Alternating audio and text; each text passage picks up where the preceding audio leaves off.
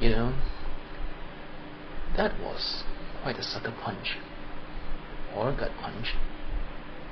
Felt like 3 gut punches really, because of the way Liverpool effectively lost this 3 times.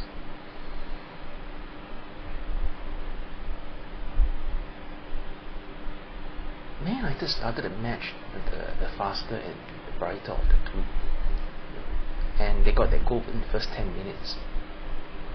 And so these first 10 minutes leading up to the goal, Man United were intense, they were fast, they were physical, they were all over Liverpool.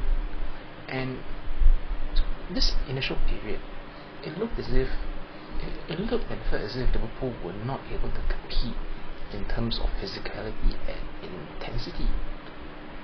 And it is very rare to say such a thing of a Jurgen Klopp team, because those are the traits that his teams are known for. But that, this initial phase, that's how it looked. And then as the first half went on, Liverpool got more of a foothold into it.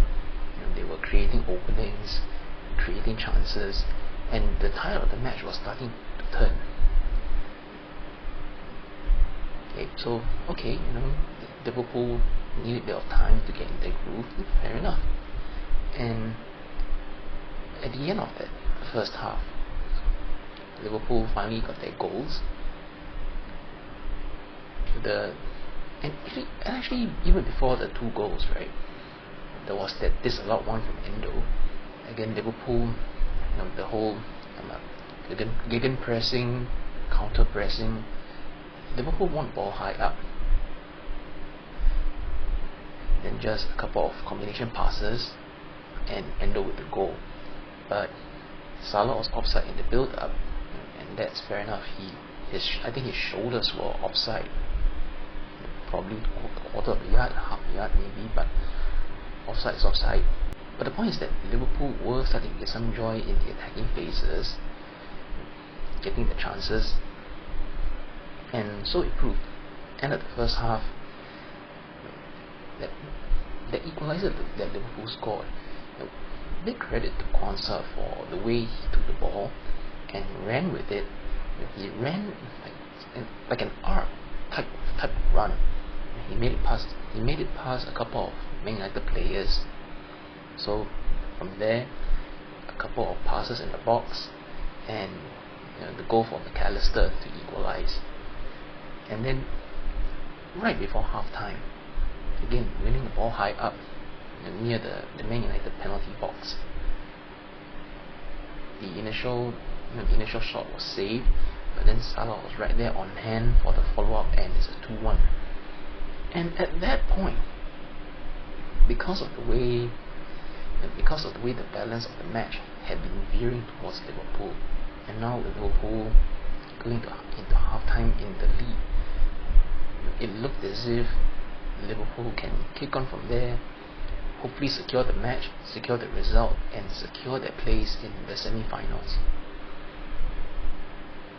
The second half, for the most part, it almost went that way. Liverpool, for the most part, they had the possession, they had the territory, they sort of had the chances.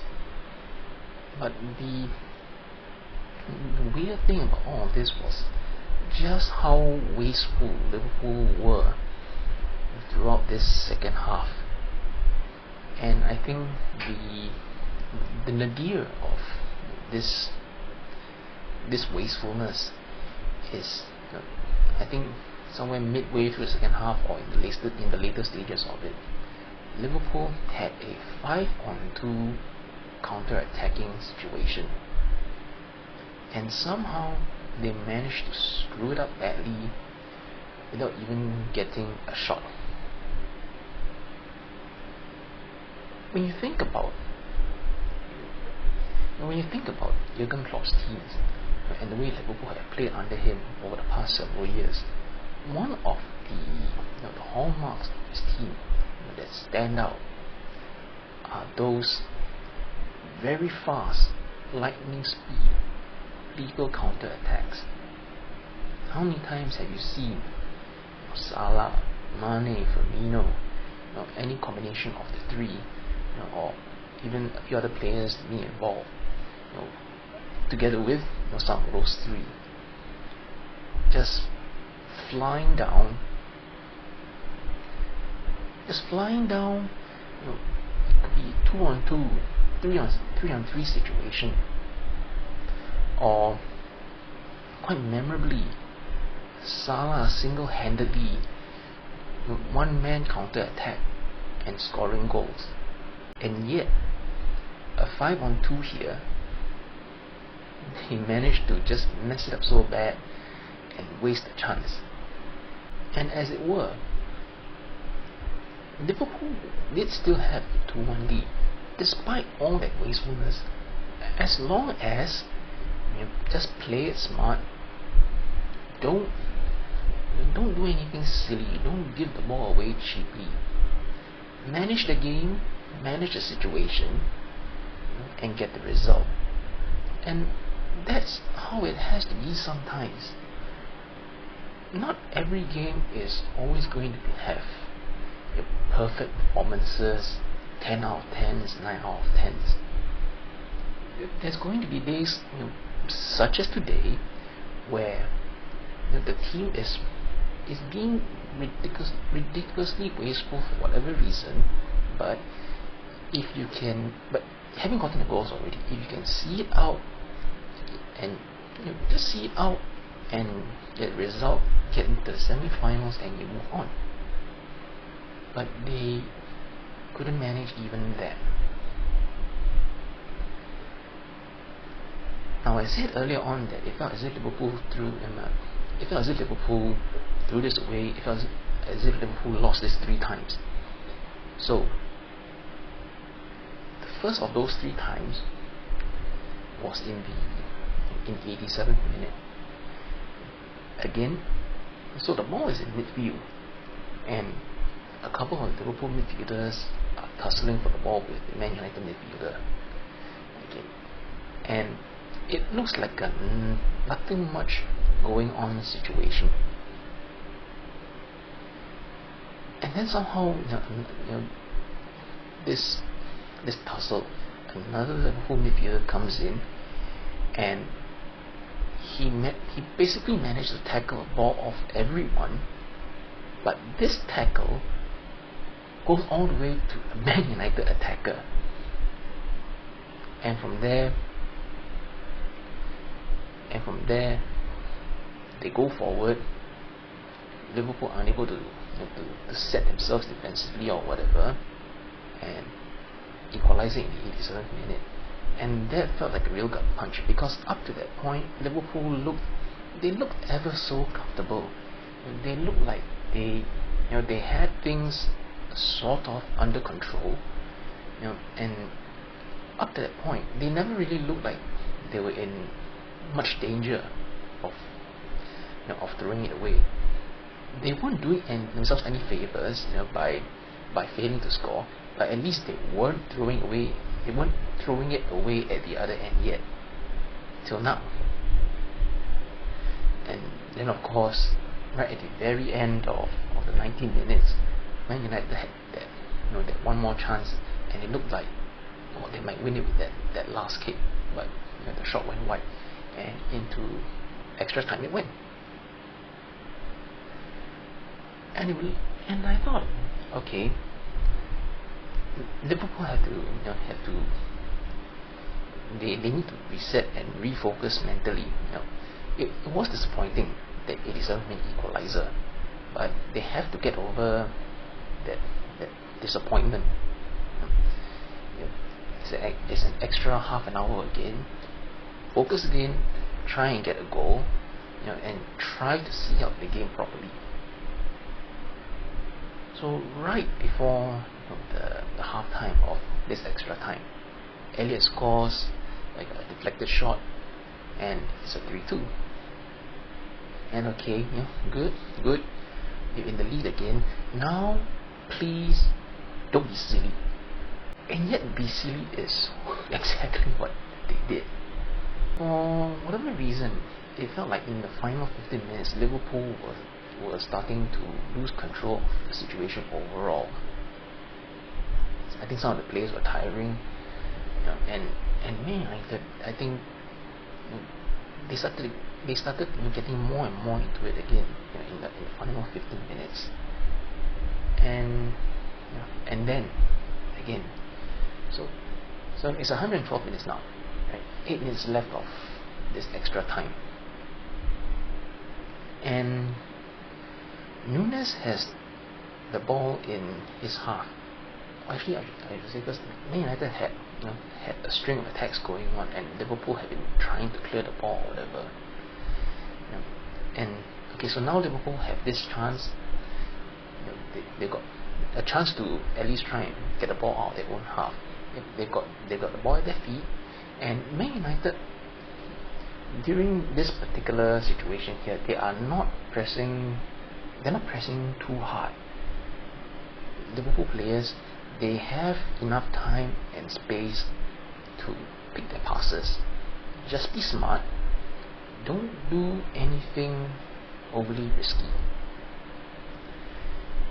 Nunes, he takes the ball, and so he strides with the ball forward a couple of yards, and I'm not sure where exactly he's looking. There is a Man United player probably at most 3 feet in front of him, and he plays the ball directly to that Man United player. So now the turnover in the Liverpool half, Man United go on, equalize again. Just it's a very silly situation, a very silly giveaway, an unforced error, just giving the ball away in your own half. It's very silly, it's very stupid. And as I was watching this, right, it was almost like playing out in slow motion.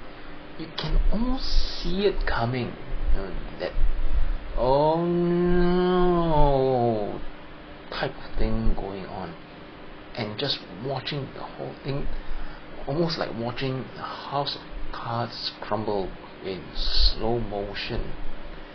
That kind of sinking feeling, that feeling of dread, because you know it's coming, and just why are you doing that? And as the replays were showing the situation play out again, right? So it looked as if Nunes was looking at the far side or whatever, trying, and maybe he wanted to play a cross-field pass or whatever, I don't know. But if he was looking far away at the far side, presumably that basically means that he was looking so far away that he forgot to notice the opposition player standing 3 feet in front of him. That was really bad. And then finally, okay, 3-3. You're now in the final minute, in the final seconds. There'll probably be a penalty shootout. You've got the corner. The corner comes in. They hit the ball out. And okay, so Liverpool can recycle possession here. The two Liverpool players are coming towards each other, both towards the ball. One leaves the ball for the other to pick up, and the other ends up getting physically bullied completely off the ball. The Man United player just gets the ball off him, runs all the way down, and scores the winner in the 121st minute. And there you go, losing it for the third time. Losing it 3 times in one match, in my opinion. This match, right, it's very rare to see a Jurgen Klopp team perform this badly. They scored 3 goals, but I feel like the performance by a lot of the players, and the team in general was really very, very bad. And the decision making, the lack of composure at times, just almost like a lack of thought process, and too many players anonymous as well. And but also credit to the Man United players, big credit to them, because even though for most of the second half Liverpool were in control of the situation, sort of, as I mentioned, Liverpool had the territory, they had the possession in the second half. Wasteful though they were with it, but that was the tide of the match in the second half as it went. But Man United, they did not give up. They kept going, and whatever chances that they had, eventually they took it. We've seen before, Liverpool, and another one of the hallmarks of this Liverpool team under Klopp is that they don't give up. The number of late goals that they scored, the number of late winners that they scored, and now Liverpool fell first to a late equalizer by Man United, then another late equalizer, and then an even later winner. And also equally ironically, the winning goal. Again, one of the other hallmarks of Liverpool under Jurgen Klopp over the past several years was their lightning quick counter attacks, especially from opponent corners. How many times have you seen the opponent have a corner, Liverpool clear it, and then they immediately within 10 seconds, 15 seconds, they go down the other end and score. So there is that kind of irony there, that Liverpool today end up losing this match to a very late winner scored in that manner. What can you say? That's just how football is. It is very disappointing. It is, like I said, a sucker punch, a gut punch, 3 gut punches, and ultimately Liverpool players have themselves to blame for being as wasteful as they were in this match, because it was there to be won. And for the most part, Liverpool could have won that, even if only barely just, going back to when the score was 2-1. Wasteful as they were in attack, game management could have seen them through if they knew how to manage the game, manage a situation, and just not do anything silly. So, having failed in all of that, they failed in the cup and they're out. And it's on themselves. As it is though, now it's with the weekend over, it's going to be the international break, and I do think that a lot of the players will now have the time, the next 2 weeks before the Premier League resumes. A lot of these players will have the time to, I think, reflect themselves, introspective about this match and their performances or lack thereof for many of these players. Because a performance like that, I don't think they'll want to have one like that again, and I don't think the fans will want them to have one like that again. And although most of these players were quite bad in this match, I think there's going to be a mention again for Cody Gakpo. It's been very difficult for him, I think. Even watching this match, I did think that Gakpo was anonymous at best, and not just this match. And I think other fans have also taken notice of him of his poor performances in recent times, recent weeks, recent months even. Just the look of that lack of confidence. Sometimes he looks almost despondent. He looks,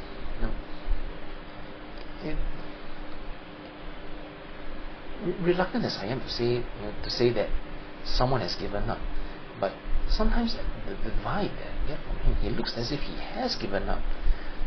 He looks like he isn't sure of himself anymore, of what he needs to do, what he should be doing, whether he is doing something right.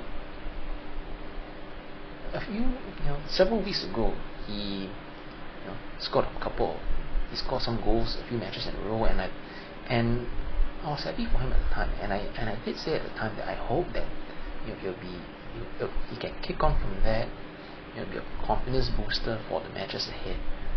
Then after that, he stopped scoring again, and he looked like his head dropped again. His head dropped again, confidence dropped again. The look of despondent, almost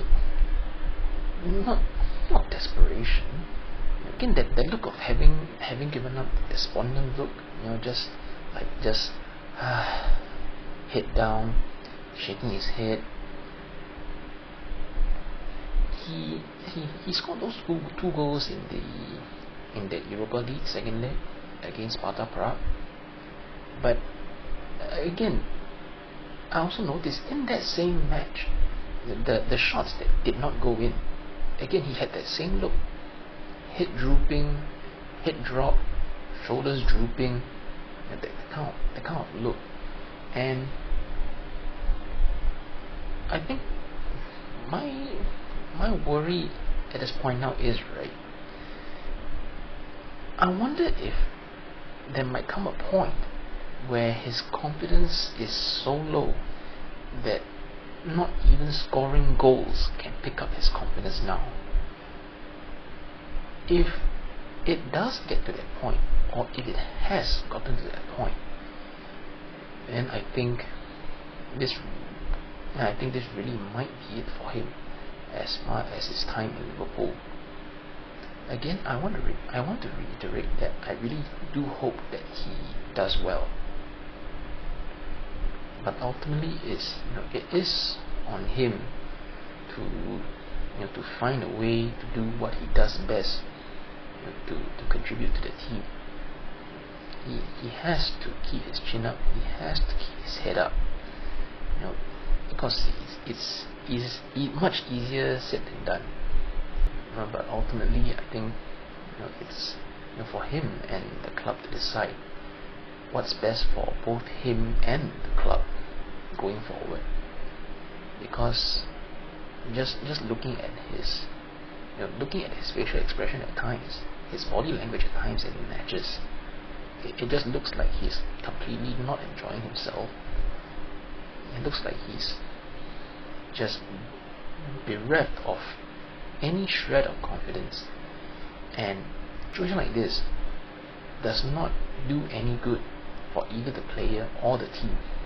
Disappointing as this result was, especially given the nature of it, and the context of the match as it went, I think we shouldn't lose sight that this season in general as a whole has been quite good for Liverpool so far. Yes, Liverpool are out of the FA Cup now, but there is one trophy in the bag already, and there is still a Europa League quarter-final to look forward to, and Liverpool are still in the title race. So there is still the potential for this season to be a very good one, and just as well there is the international break now, because like I said, this is the chance for the players to, I believe, clear their heads, do some reflecting, some introspection. It's important for everyone to get over the disappointment of this match, because again, there's still so much to play for in the rest of the season, and the players cannot allow this result, the nature of this result, to define the rest of the season. They can either get over the disappointment and continue fighting for the rest of the trophies, or they can feel sorry for themselves and just end up basically sleepwalking through the rest of the 2 months and throwing away everything that they have chance of winning. But again, anyway, credit and congratulations to Man United for winning the match, especially in the way that they have the stances, 2-1 down, 3-2 down, going on and going on to win 4-3 right at the end. So hey, credit and congrats. And as it is, Liverpool's name will not be in the FA Cup semi-finals, but again, there is still plenty to play for in the rest of the season, and things are still in Liverpool's hands. And now it is for the Liverpool players to decide how they want to approach the remainder of the season. Do they want to finish the season on a high or on a low? All that is up to them.